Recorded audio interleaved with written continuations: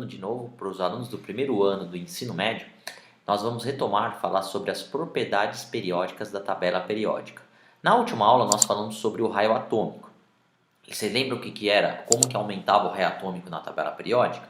Vamos dar uma olhadinha aqui na aula 3 que nós fizemos, né? O raio atômico ele aumenta da direita para a esquerda e de cima para baixo, ou seja, quem tem mais camadas e tiver mais para a esquerda, o raio atômico aumenta.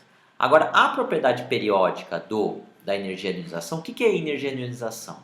É a energia necessária para remover um ou mais elétrons de um átomo isolado no estado gasoso. Então, quando você tem um átomo no estado gasoso, ele tem uma quantidade de elétron e próton, né? Se você desse uma energia necessária para retirar esse elétron desse átomo, ele vai continuar sendo gasoso, só que ele vai ficar na forma, aqui no caso, positiva. Lembra também que essa forma aqui positiva, quando o átomo ele fica positivo, quer dizer que ele perdeu elétrons. Ou seja, foi uma energia que é chamada energia de ionização. Ionizar o que é? Ou o átomo ele fica positivo ou negativo. No caso, quando perde elétron, ele fica positivo, que é chamado esse átomo positivo, a gente chama de cátion. Tá? Então, como que é a propriedade periódica para a energia de ionização? Quanto maior o raio atômico, menor será a atração exercida pelo núcleo sobre o elétron mais afastado. Portanto, menor será a energia necessária para remover esse elétron. O que significa isso? Vamos pensar assim, ó, eu tenho um átomo, né, que tem, por exemplo, uma camada, duas camadas, três camadas, tá? E tem um outro átomo que tem só duas camadas. Olha que interessante. Vamos representar aqui os elétrons, eu vou colocar vermelhinho. Ó, vamos supor que aqui eu tenho 2, 3, 4, 5. Aí aqui eu tenho dois elétrons, né? Tenho dois elétrons. 1, 2, 1, 2, 3, 4, 5, 6, 7, 8. E aqui eu tenho um elétron, vamos supor, né? Então, aí aqui eu tenho 2 elétrons, e aqui eu tenho 1, 2, 3, 4, 5, 6, 7, 8. Ou seja, esse átomo que eu chamei aqui tem o número de prótons ou o número atômico, ou o número de elétrons, quando ele é neutro, né? No caso aqui, o número de elétrons dele, que é igual de prótons quando ele é neutro, é 11. E aqui ele é 10. Ou seja, quando muda o número de próton, né, um átomo vai ser diferente do outro. No caso aqui é 10. O que ele estava querendo dizer?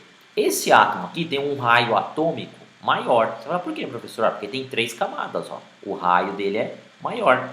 E esse raio atômico aqui é menor. Então, o que diz o texto?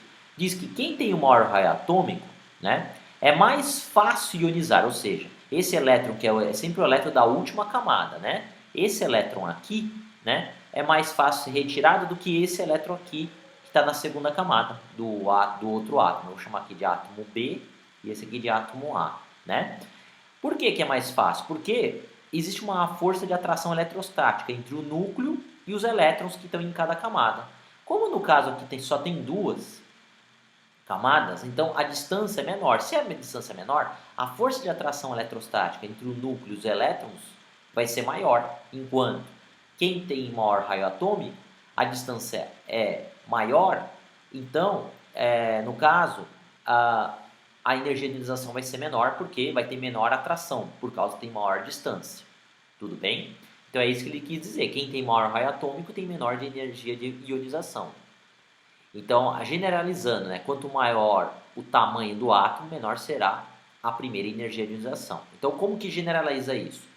Numa mesma família, o que seria a família, né? Numa mesma família seriam essas linhas verticais aqui, ó. Numa mesma família, né? A energia de ionização aumenta de baixo para cima, então é de baixo para cima. E no mesmo período, o que é o período? São as linhas horizontais, né? No mesmo período, a energia aumenta de ionização da esquerda para a direita. Então, a energia de ionização, o gráfico da energia de ionização é o inverso do raio atômico. Enquanto o raio atômico era direita para esquerda e de cima para baixo, a energia de ionização é de baixo para cima e da esquerda para direita, tá? Então ele fala assim, ao retirarmos o primeiro elétron de um átomo, ocorre uma diminuição do raio atômico. Realmente, ó, aquele desenho que eu representei, ó, se eu arrancar o elétron desse, esse raio atômico aqui, ó, vai deixar de existir. Ou seja, o raio atômico fica menor. Então, então é importante vocês saberem isso. Quando um átomo ele é ionizado, ou seja, ele perde elétron, o seu raio atômico diminui. Ah, professor, mas e aqui? Se ele perder só um elétron, não vai diminuir o raio atômico porque ainda tem mais elétron para retirar dessa camada. É verdade.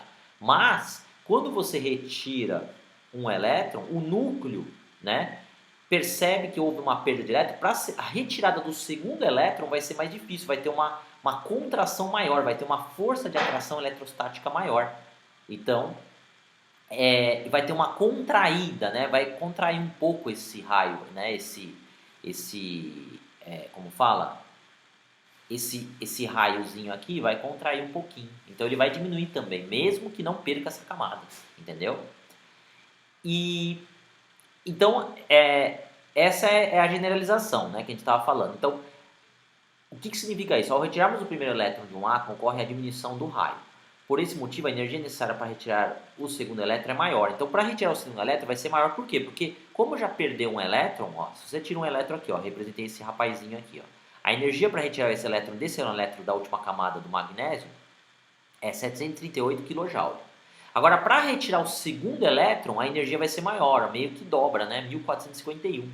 Por quê? Porque vai ter maior atração eletrostática do núcleo. À medida que vai retirando elétron, o núcleo vai percebendo e não quer que perca esses elétrons. Então ele vai atrair os núcleos, como é carga positiva, vai atrair os elétrons que estão nas suas respectivas camadas, né? No caso da última camada aí, né? Em todas as camadas, mas a que perde primeiro sempre é da última camada. Tudo bem? Então a generalização é o seguinte, a energia de ionização do primeiro elétron que tira é menor que a do segundo e a do segundo é maior que a do terceiro. Então a energia vai aumentando. Entendeu? Se você vai tirar mais um elétron dessa outra camada, vai ser uma energia muito maior que 1451. Vai ser lá, ser 3.000 e pouco kJ, tá? Então, vocês entenderam então o que é energia de ionização. Então, se eu tiver, por exemplo, ó, tenho aqui, na tabela periódica, eu tenho aqui, por exemplo, o flúor. Opa! Tenho aqui o flúor, eu tenho o cloro, né? E tenho o bromo, vou colocar. Então, quem tem maior energia de ionização? É o flúor. Por quê? Porque ele tem um menor raio atômico, ele está mais em cima e está mais para a direita. E depois o segundo é o cloro e depois o terceiro é o bromo, né? Então, é o inverso. Quem tem maior raio atômico tem menor energia de ionização. Por exemplo, pega aqui o frâncio, né? O frâncio tem o quê? Ele tem maior raio atômico. O raio dele é grande, bem grande. É o maior de todos da tabela periódica. Mas a energização é a menor de todas. Você vai falar, por quê, professor? Porque, como ele tem maior raio, para você retirar o elétron, a distância do núcleo até a última camada é maior. Então, a força eletrostática é menor. Sendo menor, a energia de ionização também vai ser menor para retirar esse elétron. Vai ser fácil retirar esse elétron. Mesmo que seja fácil, mas se você vai querer retirar um segundo elétron, né, já fica mais difícil. Tudo bem? Então, era isso que eu queria falar para vocês hoje nessa aula. Assistam essa aula, que vai ser importante para a atividade que eu vou dar no final da semana, sobre uma atividade valendo nota para vocês. Tudo bem, pessoal? Então assistam essa aula, que eu vou dar na próxima aula. Eu vou falar sobre afinidade eletrônica, eletronegatividade, e a gente acaba. Falta só esses dois tópicos, afinidade eletrônica e eletronegatividade, nas próximas aulas. Então acompanhe aí. Tudo bem, pessoal? Então quem não entrou agora, se inscreva no meu canal, dê comentário e tire suas dúvidas. Tudo bem? Então, a gente se vê por aí. Tchau!